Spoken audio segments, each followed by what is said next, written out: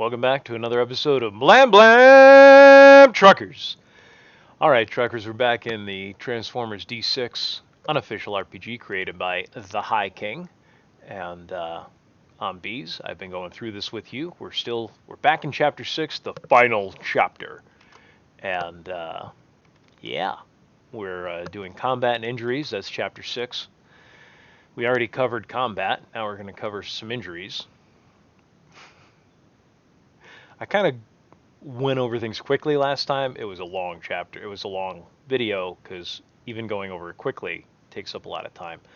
Uh, this doesn't change much from West End Games D6 game, Transformers game, but their whole D6 fantasy. They didn't have a Transformers game. West End Games had a Star Wars games, they had a Ghostbusters games, and they had their own D6 world worlds that they created, rule set. And combat has not changed drastically from any of those. It's pretty similar actually to combat even in D&D. You roll to hit, and then you roll to see how much damage you do. That's about it. The big difference between D&D and D6 as far as combat goes, besides the dice you roll and all the spells and everything, there's lots of differences. But when it comes down to that basic amount there, that most basic thing, you roll to hit and then you roll for damage in D&D. The difference is in D6 you roll to dodge. You don't actually just have an AC that they roll against. You actually try to roll to dodge. So yeah, then you roll to resist damage instead of rolling against a thwacko. I know, not everybody pronounced it that way. So here we are in the injuries section, and THK wrote up, he not only did it do another amazing MS Paint drawing, which is far out of my capacity to do. Look at Ironhide there. He wrote up this script here between Ironhide and Ratchet. I'm going to try and do it some justice in Peter Cullen. Did you know Peter Cullen did Ironhide's voice? He wasn't just Prime, he was Prime's best friend, Ironhide. Well, Prime, I'm going to try and do that southern drawl here. I don't think I'm going to make it, but I'm going to try. Alright, so here we go. So there I was in the field. I had Cliff Jumper, Hound, Wheeljack, Windcharger, and Bluestreak with me. We were sneaking up on Megatron and his Deceptigoons who were helping themselves to energy at a power plant. Cliff Jumper, like always, has absolutely no patience. He fired a shot at Megatron and missed. He was too far away, and firing a rifle that was too large for him to fire anyway. When I get patched up, I'll be sure to discuss matters with him. But anyway, to make a long story short, Megatron growled for his goons to kill the Red One. We've been fighting the Decepticons for millions of years, and they don't even know our names! Needless to say, though, I ordered Cliff Jumper to take cover, and when Dirge, Ramjet, Starscream, Skywarp, Thrust, and Thundercracker were upon us, they targeted me, the larger Red One. I was hit by Starscream's null ray in my right shoulder, and Skywarp's shot I couldn't duck away from, but parried it with my left arm. Both of those are still sizzling a bit. Thundercracker managed to get a sidekick in on my chest while I was returning fire, and as Thrust was strafing away, he fired wild and hit me in my left shin. That wound is still on fire. Needless to say, I've been better off, but I can tell you that those fools know that there is a big difference between Autobots that are red. Today, they remember the name Ironhide. So if you actually look, all of that is shown. The blast on the shoulder, the kick in the chest, blocked it with his wrist, and the still burning wound in his shin.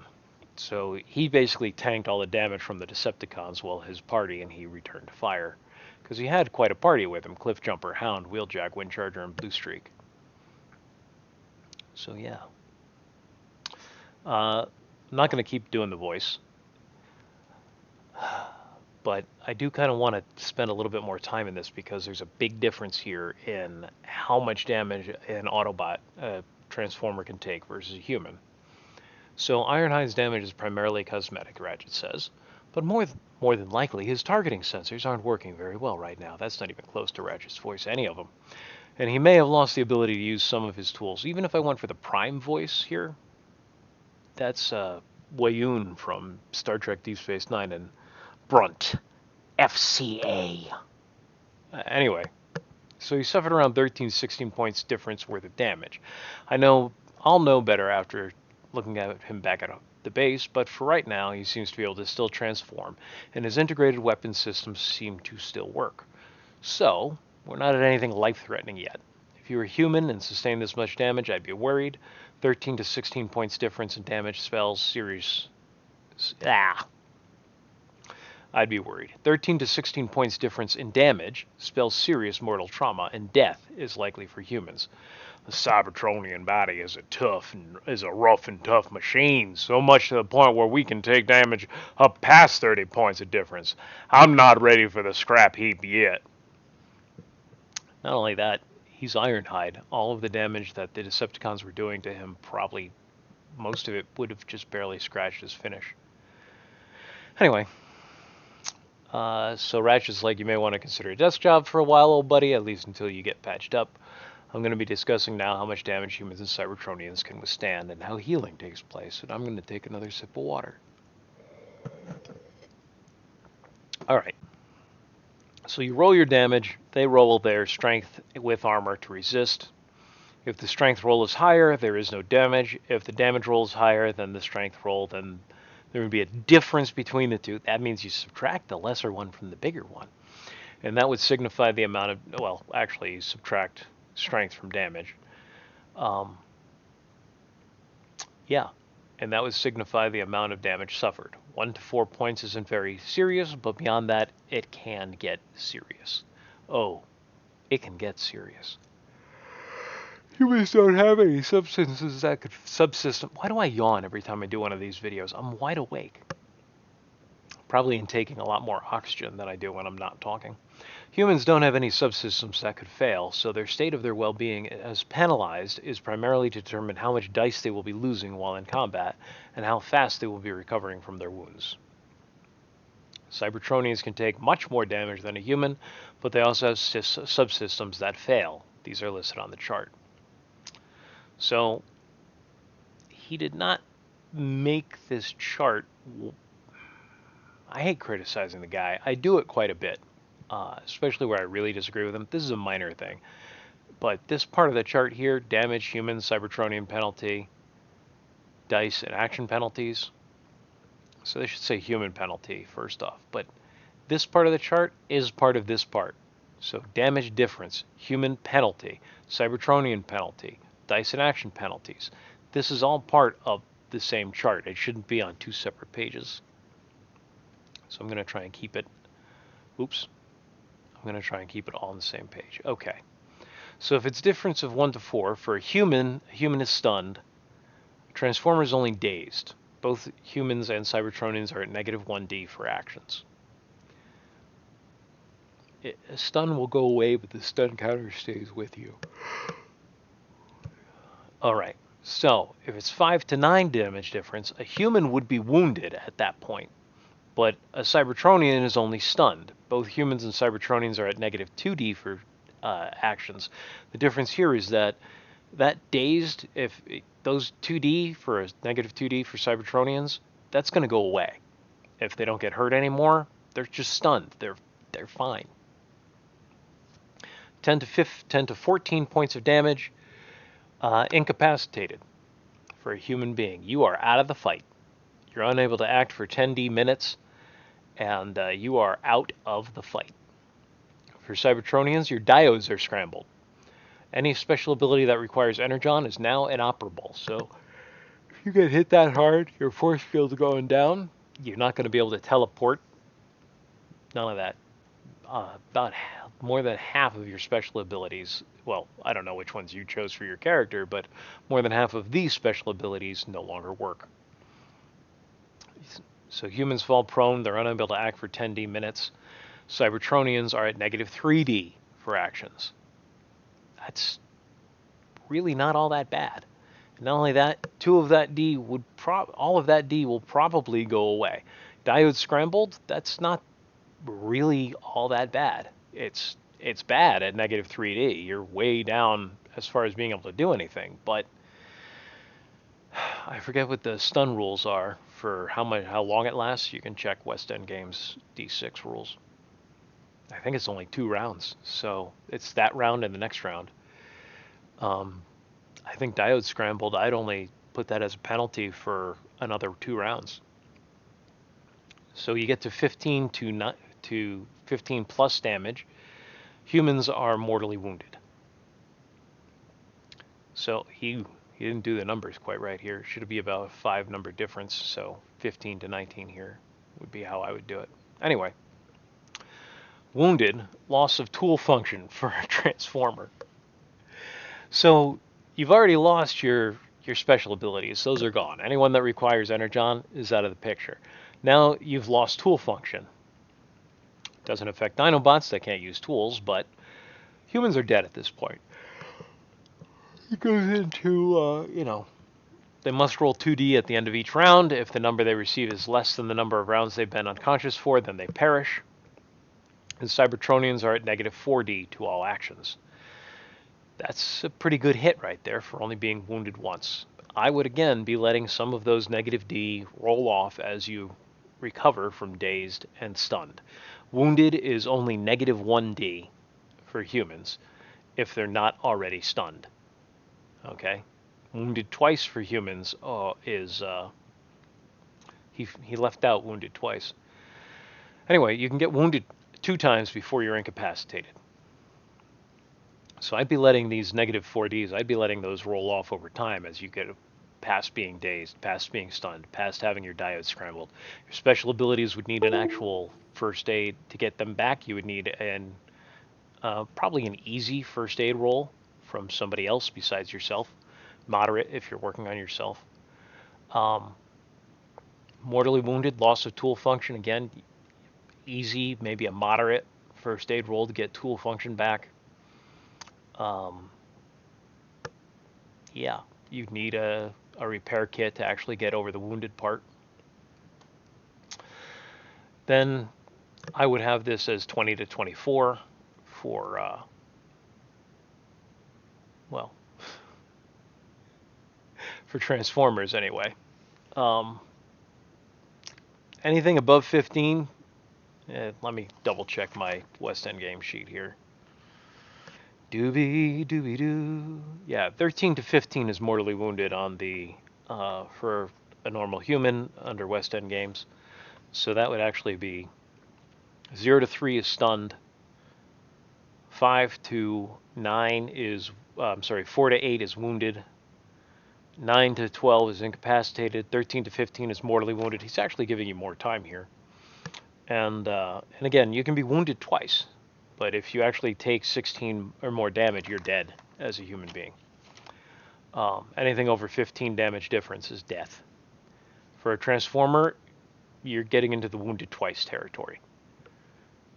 That's off of one shot. That'll not put you at negative 5D for all actions, which for most Transformers would take you out of the fight anyway. And you lose your integrated weapons systems. So now you can't use your integrated weapons.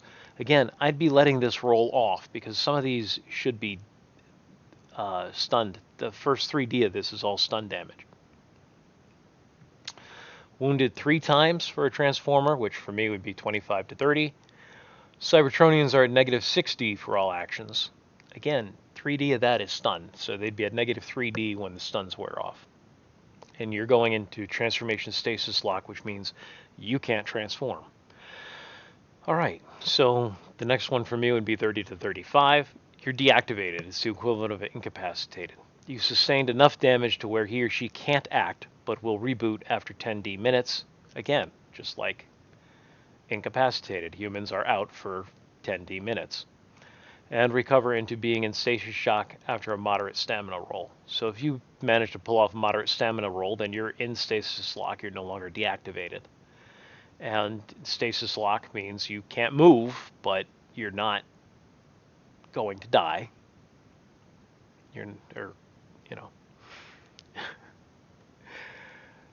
And then anything more than 35 points, your spark is extinguished. You died on the spot. You've basically been blown apart, and your spark chamber can't be recovered. I'd actually have it just be full stasis lock, unless you get disintegrated completely. Yeah, 35 points is enough to disintegrate you completely. Basically, if your spark chamber and your processor, which should be in a protected area inside of your chest, is still intact, as a transformer, you can be brought back online. Your processor is not kept in your head. That is a bad place for it. Your optics are there, most of your sensory arrays, and your communication devices, but not your spark chamber and processor. So, he's judging that Ironhide is wounded, integrated weapons still work, no sign of stasis shock. He can still transform, likely at negative 4D for dodging and attack actions. He's also at negative 4D for stamina rolls. The one thing that he isn't at a negative at, is rolling strength attribute dice to resist damage, plus your armor. Skills suffer, but actions decided by the GM to where an attribute is used don't suffer damage dice penalties. Is that an awkward sentence, or was it just awkward to me reading it, doing a cold read on it? Skills suffer, but actions decided by the GM to where an attribute is used. Yeah, it's a little awkward to me. Maybe it's just me. Maybe somebody out there is better at reading this. So then he needs to get patched up. They talk for a bit about rest, how every 3 days you can roll to naturally heal. You are a living cybernetic organism. Cybertronians require parts for healing, for full healing. Yeah, well, humans require surgery for most of their wounds to get fixed up. For the really bad ones, anyway. But you can heal over time. The healing thing, he talks about it here. Strength is rolled after 3 days to see how a human character improves in status. If a unit is wounded, a strength roll of 3 or less worsens the character to incapacitated. A roll of 4 to 6, the character remains the same. And a roll of 7 or higher. Basically, you need to make a moderate strength roll to go up 1 stasis level. So the stasis levels for human are stunned, wounded, wounded twice, incapacitated, mortally wounded, dead. You can't go up from dead as a human, or as a Cybertronian for that matter. But if you're mortally wounded and you've just barely been hanging on, and you roll 7 or more, you would go from mortally wounded to incapacitated. Then you would go from incapacitated, if you in another 3 days, you would go from incapacitated to wounded twice. Actually, mortally wounded, you'd need to be brought to incapacitated through a first aid roll, or you would die eventually before those 3 days were up. So you'd have to already be at incapacitated. So you're at incapacitated. You make your strength roll, a moderate strength roll. Boom, you're up 1 level. If you do better than moderate, you might go up 2 levels. So incapacitated for a human would go to wounded twice to wounded, then from wounded to stunned. Stuns wear off in a matter of minutes. For transformers, who get all the way up to triple wounded, so you can go from stasis shock to triple wounded, double again with a moderate roll. Every 3 days you can make a roll under West End Games. I think he's changed it here. He has changed it here. He's changed it to 2 weeks. It's 3 days in West End Games. I use the 3 days rule, but to each their own.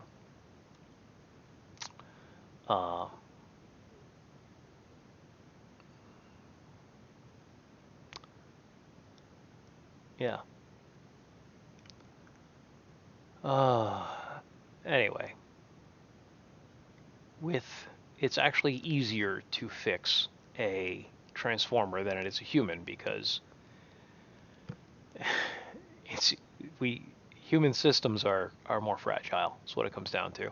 And transformers again can once you're in stasis shock, once you're to that deactivated point, as long as you're still alive, you're just effectively in a comatose state. As long as your spark and your processor are still intact, you can always be rebuilt. Anyway, he goes over some examples here. Remember, you are a living organism. It is weird to think of metal regrowing, but Energon is basically the magic of the Transformers universe. So as long as you've got Energon, you're going to be able to make those healing rolls, or attempt those healing rolls, and as long as you make those healing rolls, you'll go back to where you're supposed to be. It's just a whole lot faster to have a doctor like Ratchet, or First Aid, or Hoist, and Grapple, and there were a lot of doctors over the years. I'm trying to remember the one from the Protectobots, the ambulance there. Anyway, it's just so much easier to have a doctor put you back together. It's quicker. As long as they have parts, they can help you to heal and get you back into the battlefield or into the next mission, or however you want to put it.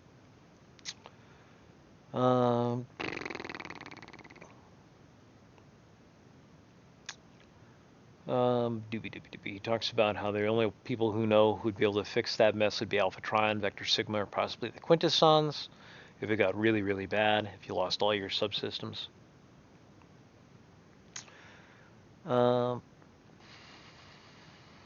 They talk a little bit about buying, but he doesn't actually go into prices, which is fine. I just use modern day prices for parts, but yeah. And he talks about sometimes they have to go back to Cybertron and raid Wheeljack's warehouse to get special parts. Now he's going to talk about stun damage. Now, you guys can pause this and read it if you want to. But basically, using something like the Electro Scrambler, and he's going to go into different things about stun damage here, concussive damage and electrical damage and stuff like that. So, if you're stunned, if the stun difference is 1 to 4, then the stun lasts 1d6 rounds. If it's 5 to 9 for a Transformer, it still lasts 1d6 rounds, but for a human, it's 3d6 rounds. If it's a 10 to 14 difference of stun damage, then that's when Transformers go to 3d6 rounds, and humans go to 1d6 minutes. Basically, humans get stunned for shorter periods of time than humans do. From minutes to hours, hours to days, you can read the chart.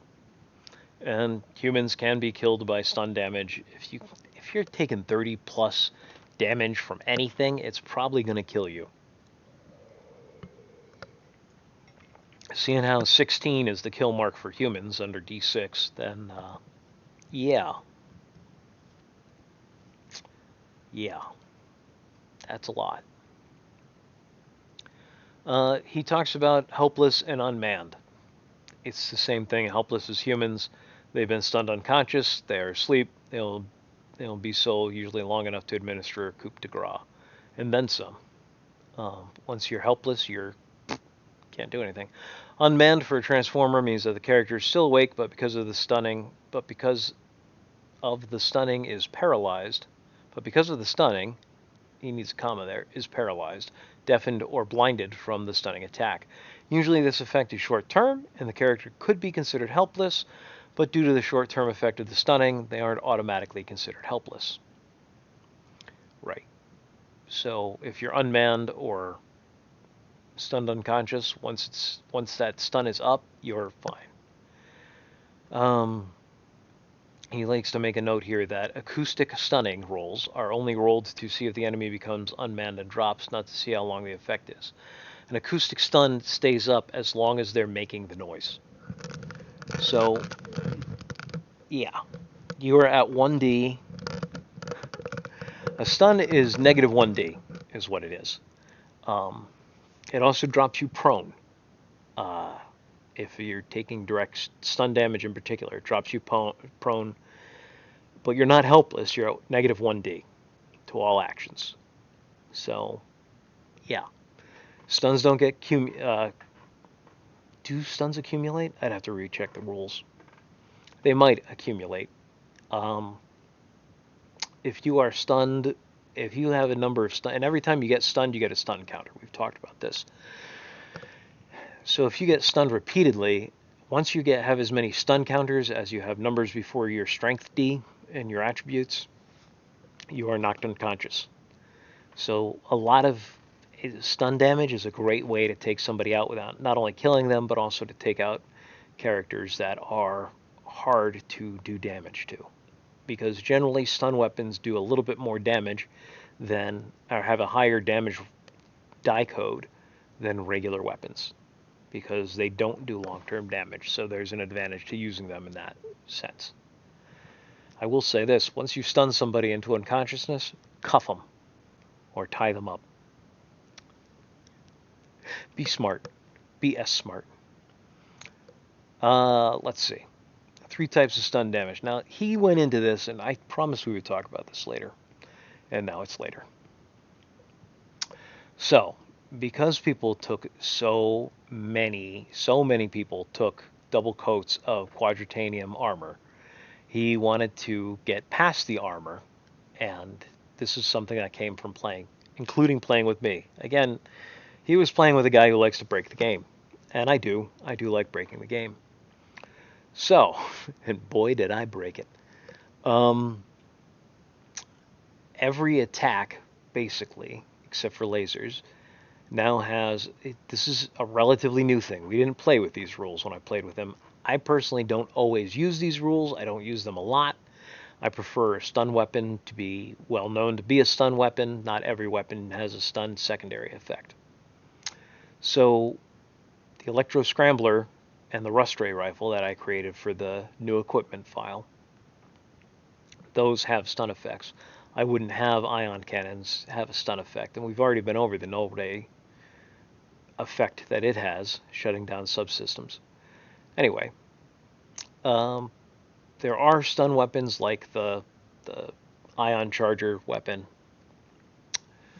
That's not a weapon, that's a tool, the ion charger tool, and the stun tool for organics. Anyway, electrical damage, usually suffered from limited range.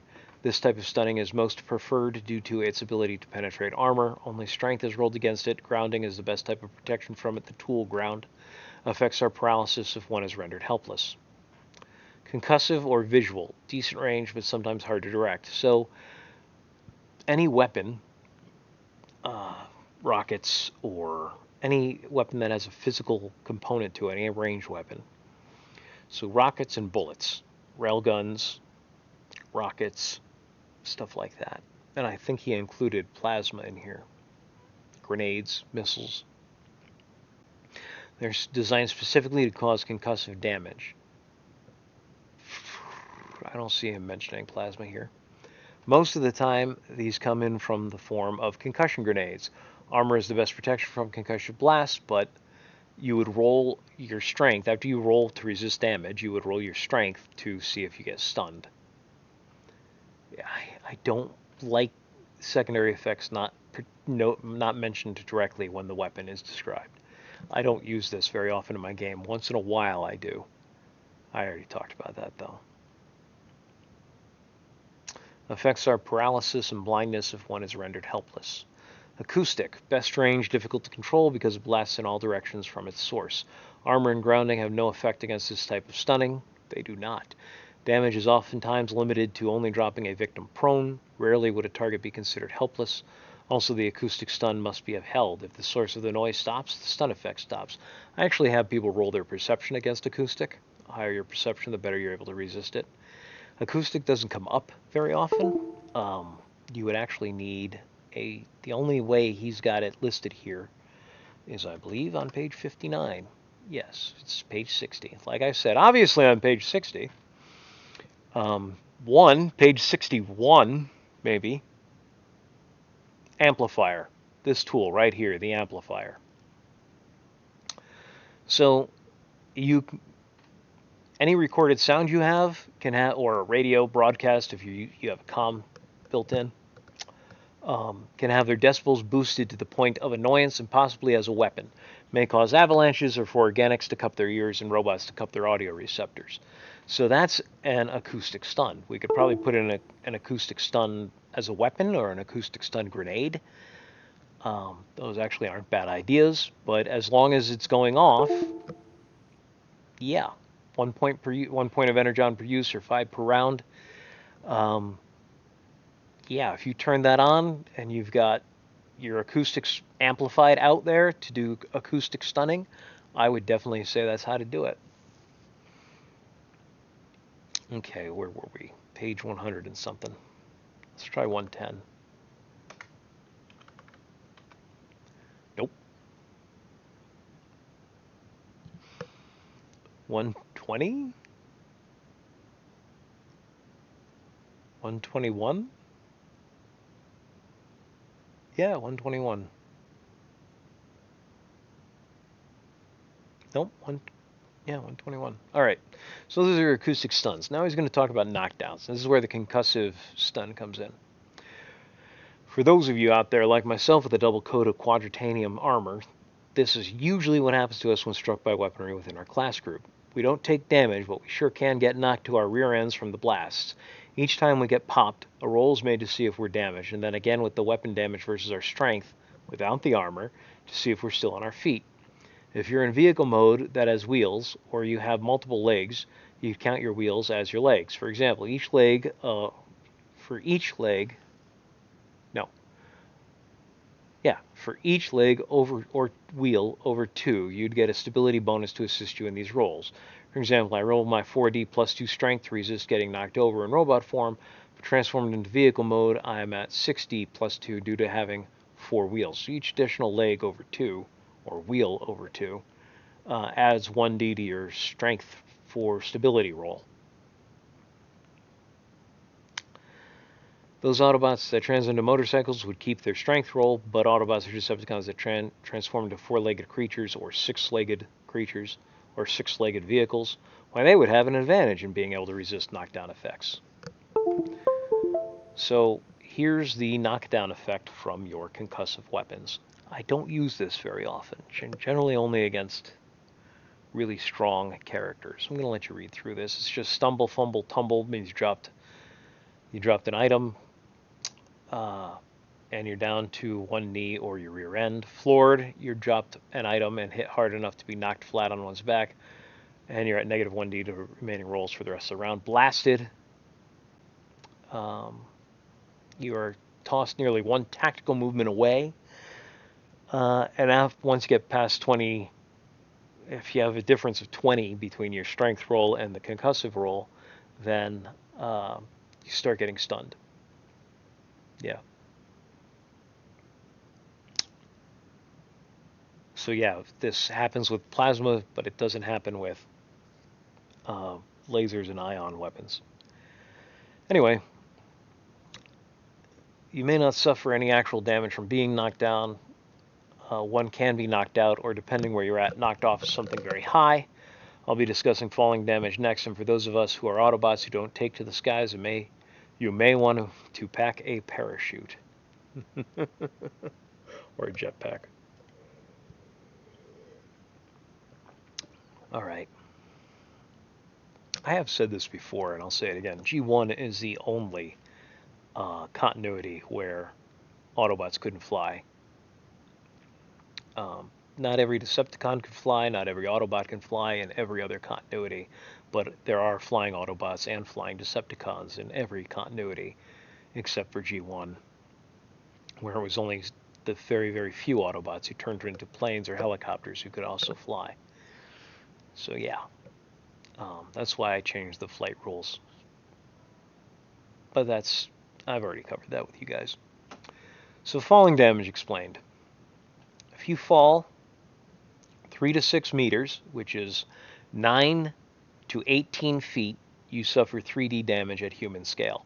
So it's double that distance, double that distance for a class 1, triple that distance for a class 2, quadruple that distance for a class 3, quintuple that distance for a class 4. And so if you don't fall, it's double the distance for a class 1, so that's, what is that, 18 to 36 feet? Yeah. That's, if you only fall 17 feet, you don't take any damage. So that's how this chart works. You guys can pause it and look at it and go over it. Oh, excuse me. You can pause it, look at it, go over it for yourselves. Just have it there for your own memory. That's how he does falling damage. I use the same scale, basically, but I use the same chart, basically, but it does not come up very often, honestly.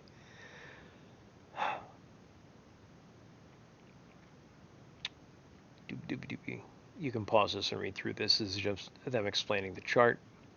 And now we get into my favorite part of this chapter, martial arts. I have a martial arts. Where is it? Huh. I'm going to have to do it from here. So when we're done going over his martial arts, I'd like to give you the martial arts I've added in, which are different martial arts. So he changed this a lot from West End Games. And I honestly think he made it better without it being overpowerful. First of all, martial arts is an advanced skill. An advanced skill costs double the amount of XP per the die code to improve. It starts at 1D. Okay, so no matter what your prevailing attribute that you put it under, whether it's dex or strength, martial arts starts at 1D. It's an advanced skill. So you could have a dexterity of 5D and your martial arts is starting at 1D. You can improve it to 2D at character creation, but not beyond that, because no skill can be improved more than 2D at character creation. But you can add in a specialization for an additional 1D in that specialization. The specializations you came up with are pretty good. I really like this. I've used this in Star Wars games. It's pretty effective.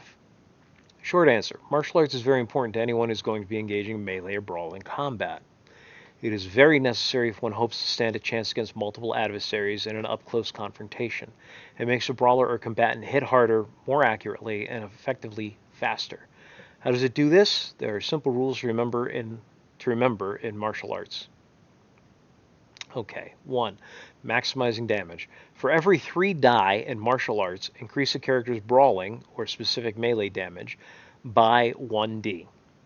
Now, martial arts generally does not apply to weapons unless you have a martial arts specialization that applies it to weapons. Martial arts is using your hands and feet. At least for the purposes of this game, you can eviscerate me in the comments how kendo is a martial art that is designed around weapons, and I'll agree with you, but that's a specialization. If you just take martial arts, you don't get any of the specialization bonuses unless you're trained in that advanced specialization.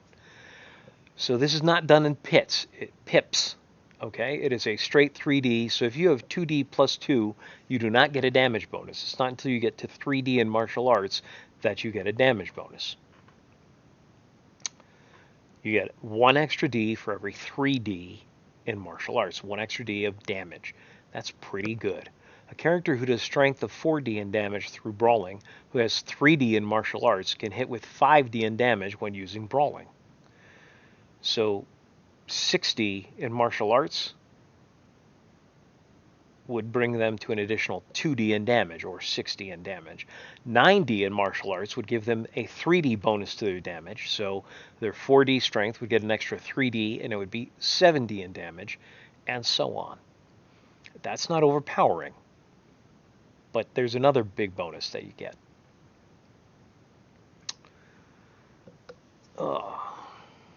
Combination mastery.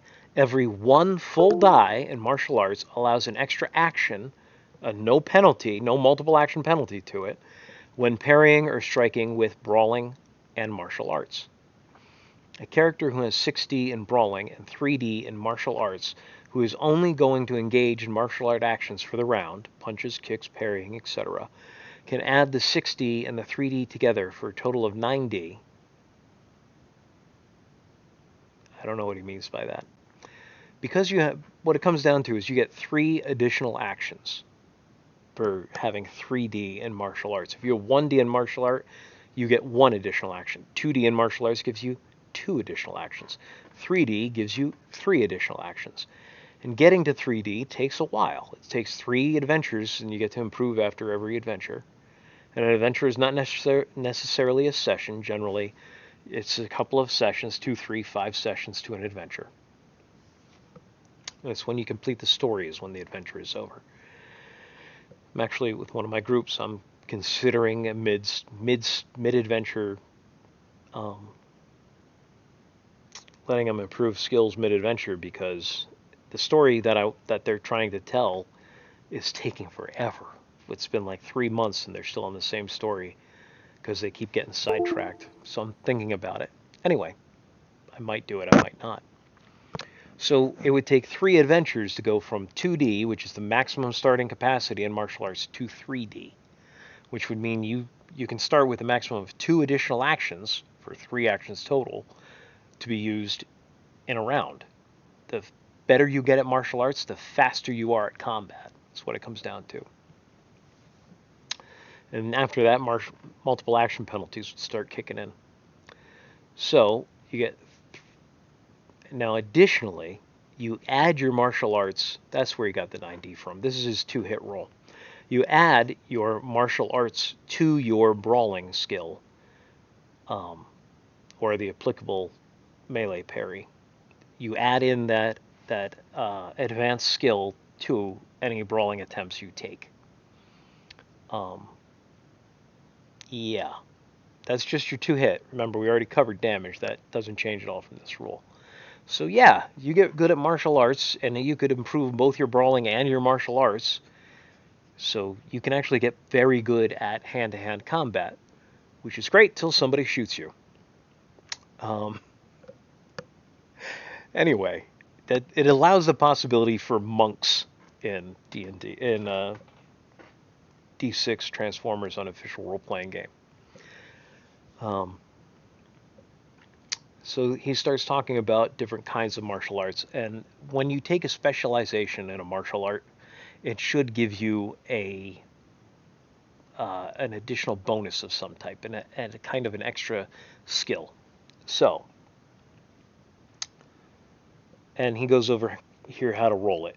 Now, if you've got a specialization, then the damage bonus is based off your specialization if you're using that specialization.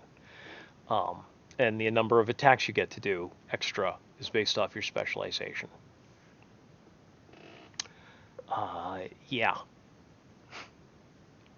He covers Kendo here, which is, so if you took Kendo as a specialization, then your martial arts bonuses for Kendo would apply to your sword, or fencing would apply to your sword, or martial arts specialization in sword and shield, whatever.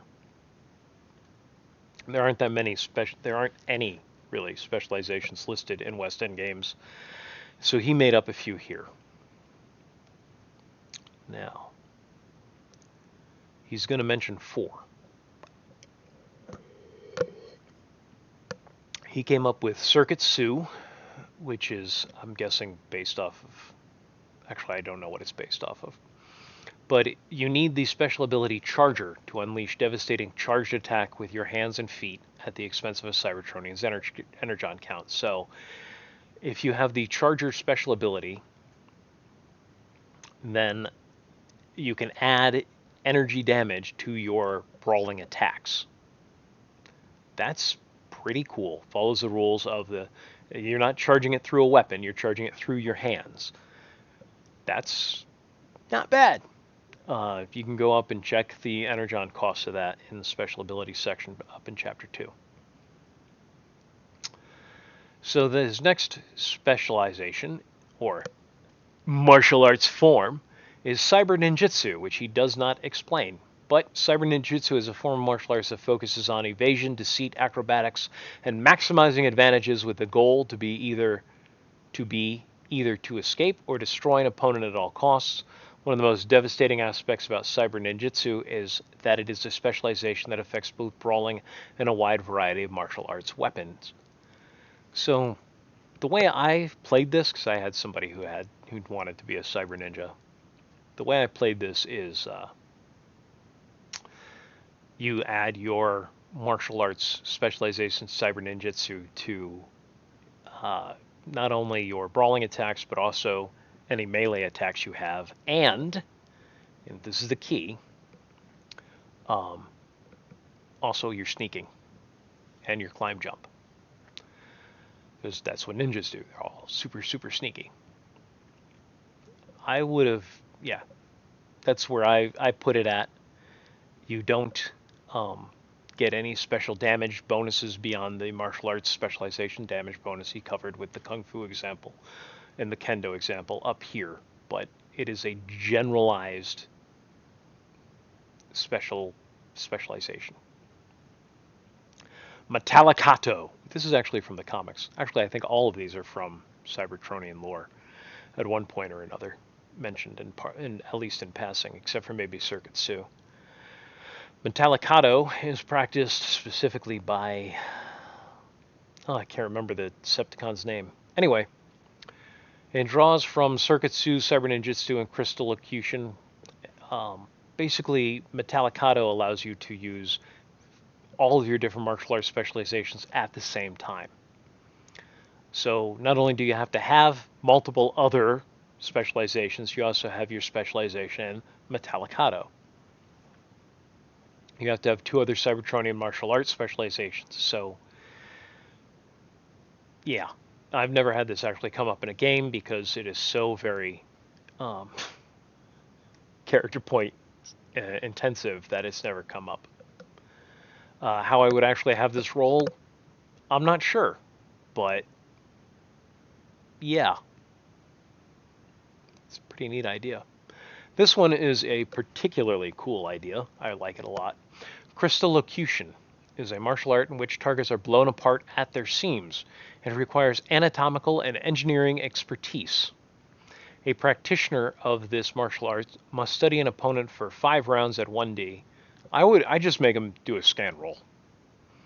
The better they are at scan, the faster this goes.